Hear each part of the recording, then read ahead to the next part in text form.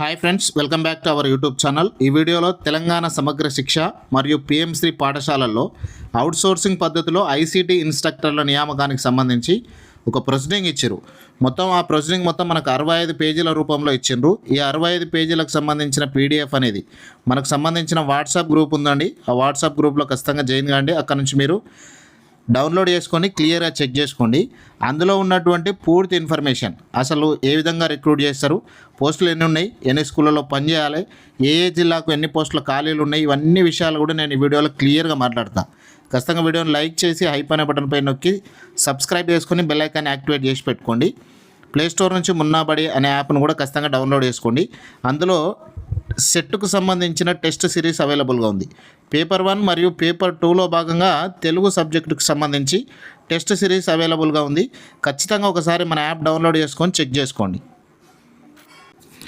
ఇక్కడ చూడండి, ప్రాజెక్టు యొక్క నేపథ్యం ఏంది, దాని ఉద్దేశం ఏంటంటే ప్రభుత్వ పాఠశాలలో సాంకేతిక విజ్ఞానాన్ని పెంపొందించడం, కంప్యూటర్ ల్యాబ్లను పూర్తి స్థాయిలో వినియోగంలోకి తెచ్చి విద్యార్థులకు కంప్యూటర్ విద్యను అందించడం ఈ ప్రాజెక్టు యొక్క ముఖ్య ఉద్దేశం. పాఠశాల విద్యాశాఖ డైరెక్టర్ ఆధ్వర్యంలో తెలంగాణ టెక్నాలజీ సర్వీసెస్ లిమిటెడ్ ద్వారా ఎంపిక చేయబడిన అవుట్సోర్సింగ్ ఏజెన్సీలు ఈ నియామక ప్రక్రియను చేపడుతున్నాయి. 3 అవుట్సోర్సింగ్ ఏజెన్సీలు ఈ నియామకాలు చేపడుతున్నాయి. రాష్ట్ర వ్యాప్తంగా మొత్తం 1644 ఐసీటీ ఇన్స్ట్రక్టర్ పోస్టులు మంజూరు చేశారు. ఈ ఇన్స్ట్రక్టర్లు మొత్తం 3288 పాఠశాలల్లో సేవలు అందించాలి.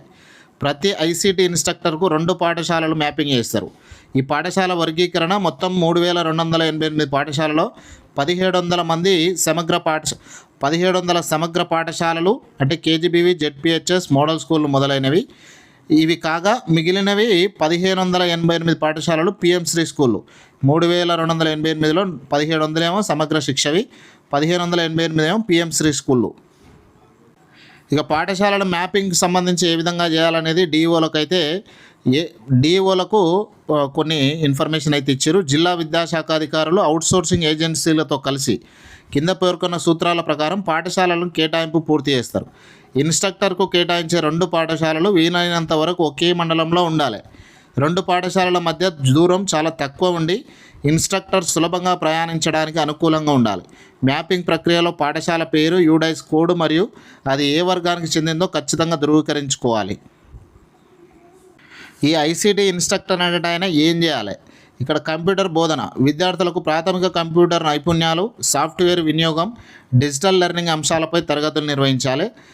పాఠశాలలోని కంప్యూటర్ ల్యాబు, ఐసీటీ హార్డ్వేర్ పరికరాలను సరిగ్గా పర్యవేక్షించడం మరియు అవి పనిచేసే స్థితిలో ఉండేలా చూసుకోవడం. ఉపాధ్యాయుల డిజిటల్ కంటెంట్ అంటే స్మార్ట్ క్లాస్ రూమ్స్ కానీ ప్రొజెక్టర్ల ద్వారా బోధించడానికి సాంకేతిక సహాయం అందించాలి. తర్వాత కేటాయించిన 2 పాఠశాలలకు సమయాన్ని సమంగా కేటాయిస్తూ ప్రధానోపాధ్యాయులు ఆదేశాల ప్రకారం విధులకు హాజరు కావాలి. నియామక ప్రక్రియ ఏజెన్సీల బాధ్యత. అర్హులైన అభ్యర్థుల ఎంపిక, వారికి అవసరమైన శిక్షణ ఇవ్వడం, పాఠశాలలో నియమించడం అంతా ప్రభుత్వ నిబంధనల ప్రకారం కేటాయించబడిన అవుట్సోర్సింగ్ సంస్థలే చూసుకుంటాయి. ఈ ప్రక్రియ అంతా అధికారిక ఉత్తర్వుల్లోని నిర్దేశిత గడువు లోపల పూర్తి కావాలి. ప్రతి జిల్లాలో ఏజెన్సీ తరపున ఒక జిల్లా ఇన్ఛార్జ్ ఉంటారు. ఈ ఇన్ఛార్జ్ సజావుగా పనిచేయడానికి వీలుగా డిఓ కార్యాలయంలో తగిన వసతి కల్పిస్తారు. మండల పరిధిలో ఎంఈఓలు, పాఠశాల పరిధిలో ప్రధానోపాధ్యాయులు ఈ ప్రాజెక్టును పర్యవేక్షిస్తారు. ఇక జిల్లాల వారీగా ఖాళీల విషయానికి వస్తే ఆదిలాబాద్లో 68 ఉన్నాయి. ఇక్కడ 68 స్కూళ్ళు ఉన్నాయంటే 2 స్కూళ్ళకు ఒక ఇన్స్ట్రక్టర్ ఉంటారు.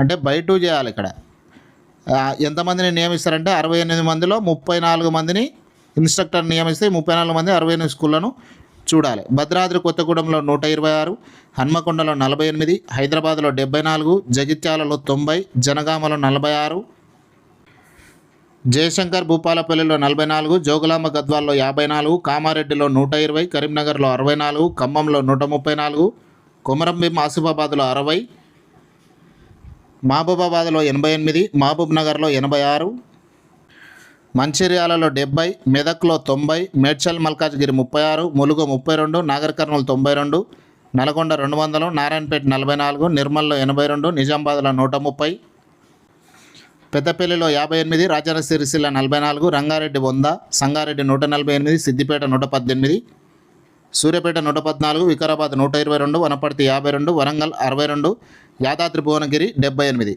ఈ విధంగా జిల్లాల వారీగా ఖాళీలు అయితే ఉన్నాయి. ఇక్కడ మొత్తం 3288 ఖాళీలు ఉన్నాయి. ఈ నియామకాలన్నీ పూర్తిగా అవుట్సోర్సింగ్ ప్రాతిపాదికన ప్రభుత్వం ఎంపిక చేసిన ఏజెన్సీల ద్వారా మాత్రమే జరుగుతుంది.